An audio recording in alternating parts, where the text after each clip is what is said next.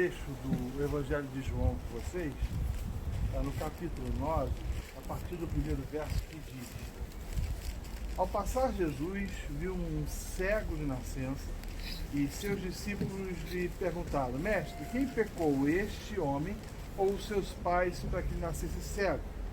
Disse Jesus: Nem ele nem seus pais pecaram, mas isso aconteceu para que a obra de Deus se manifestasse na vida dele. Enquanto é dia, precisamos realizar a obra daquele que me enviou. A noite se aproxima quando ninguém pode trabalhar. Enquanto estou no mundo, sou a luz do mundo.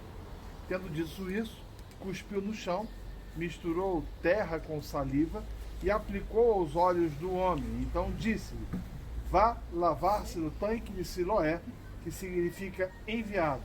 O homem foi, lavou-se e voltou vendo. Esse texto de João, ele é muito rico. Aliás, o Evangelho de João é muito rico. Existem algumas peculiaridades do Evangelho de João que não existem, por exemplo, nos sinópticos. João, ele narra, por exemplo, 7 milagres.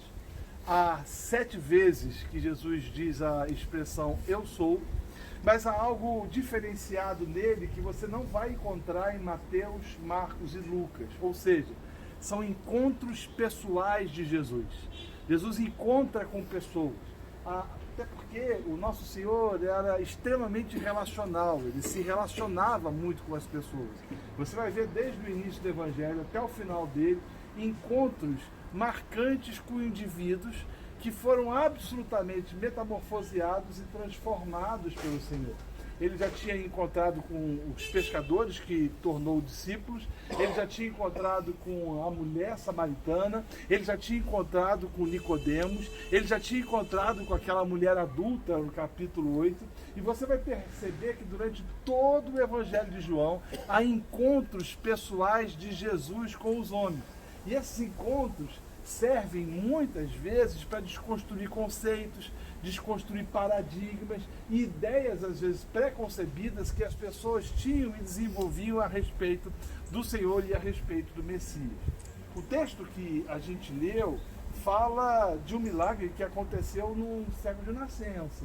Um homem que tinha nascido cego e que houve, ou tem um encontro, melhor dizendo, com o Senhor e tem a sua vista absolutamente curada. Ele é alguém que é curado poderosamente pelo Senhor, e os seus discípulos, olhando para a situação daquele homem, perguntaram: mas quem foi que pecou? Foi ele ou os seus antepassados que cometeram algum tipo de pecado? E Jesus respondeu dizendo que não, que aquilo tinha acontecido, ou seja, a enfermidade dele era para que a glória de Deus se fizesse presente, se manifestasse na vida daquele homem, a fim de que todos também pudessem, de forma efetiva, ver quem é que estava operando o milagre. Mas o que me chama a atenção é que o Senhor diz para ele o seguinte: olha, você vai ao tanque de Siloé e se lava.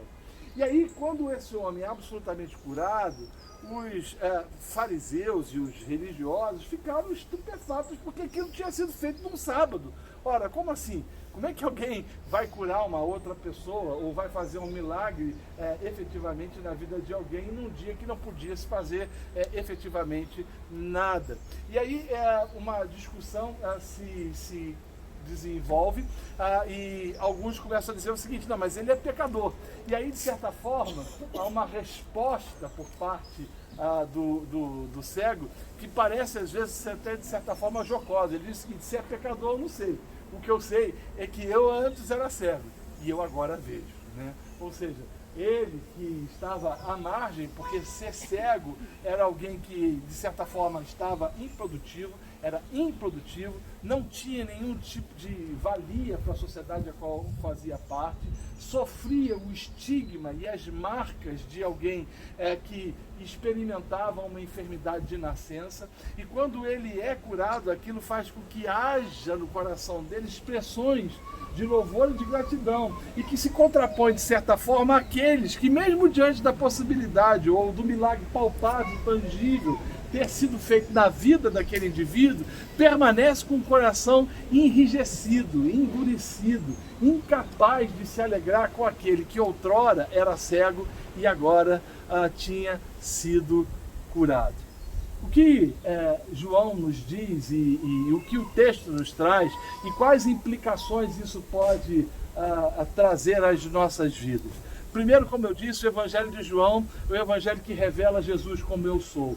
E ele, de certa forma, contrapõe-se ao eu sou revelado no Antigo Testamento. Eu sou o que sou. Jesus está dizendo, eu sou. Eu sou a verdade e a vida. Eu sou a ressurreição e a vida. Eu sou o pão vivo que desceu dos céus.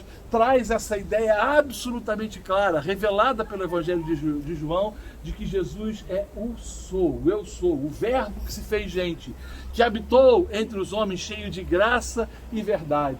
Mas não somente o eu sou, mas aquele que tem domínio e poder para fazer milagres estupendos. Ele é o pão da vida, ele é aquele que cura o cego de nascença, ele é aquele que toca as enfermidades daqueles que estão absortos em todo tipo de malignidade e os cura. Mas muito mais do que isso. O Evangelho de João e o texto nos mostra que Jesus é o Deus dos encontros. Ele encontra com homens como Nicodemos, um senhor, e o transforma. Encontra com João, um menino de 17 anos, e o transforma.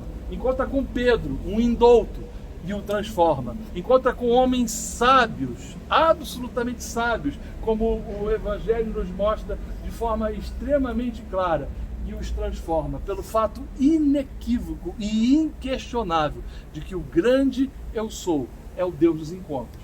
Ele encontrou você, ele encontrou a mim.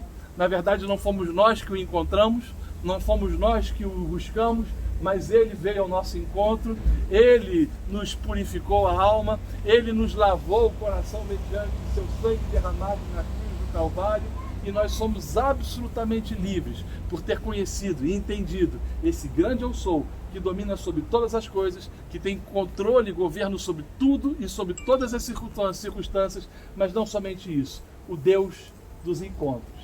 Eu incentivo você a ler o Evangelho de João nessa perspectiva, né, de que esse grande eu sou, que é o Deus milagres, não é somente o Deus de milagres, mas é o Deus de encontros pessoais. Isso é uma sacada fantástica que as Escrituras nos trazem a respeito de Jesus. É um ser, ou a respeito da divindade, da Trindade Santa. É um ser pessoal, relacional, a qual você se relaciona. E aí me faz lembrar, efetivamente, do Salmo 23, que foi tanto já lido e tanto falado aqui pelo professor Sayão, né? O Senhor é o meu pastor. E aí você vê uma coisa que parece que meio que dicotômica. E esse Senhor que controla, que governa o cosmos, é pastor, é pessoal. É Deus que se relaciona comigo e com você. E que se relaciona mediante a sua graça e bondade. Que não olhou para aqueles homens de João, narrados pelo Evangelho de João, procurando neles algumas coisas que pudesse, de certa forma, valorizá-los, mas simplesmente olhou com um olhar de graça, bondade, benignidade e misericórdia. Aquele cego disse, se é pecador eu não sei. O que eu sei é que eu era cego e agora eu vejo, porque o grande eu sou, o Todo-Poderoso, mudou a minha vida e transformou a minha existência. Vamos orar? Pastor, o senhor pode orar para a gente? Senhor nosso Deus, grandioso Pai que está nos céus, nós te damos graças, ó Pai, por tudo que tu nos tens feito, tão grandes bênçãos que nós não podemos contar. Ó Pai, nós te agradecemos por estarmos aqui neste local, onde acreditamos que tu estiveste, tu curaste e tu chamaste pessoas para o teu reino. Ó Pai, nós te agradecemos por tudo e te suplicamos também por aqueles que ficaram lá, que sejam abençoados por ti. Dirige a nossa vida, Senhor, dá-nos um dia em paz, nós te suplicamos em o nome de Jesus. Amém. Amém.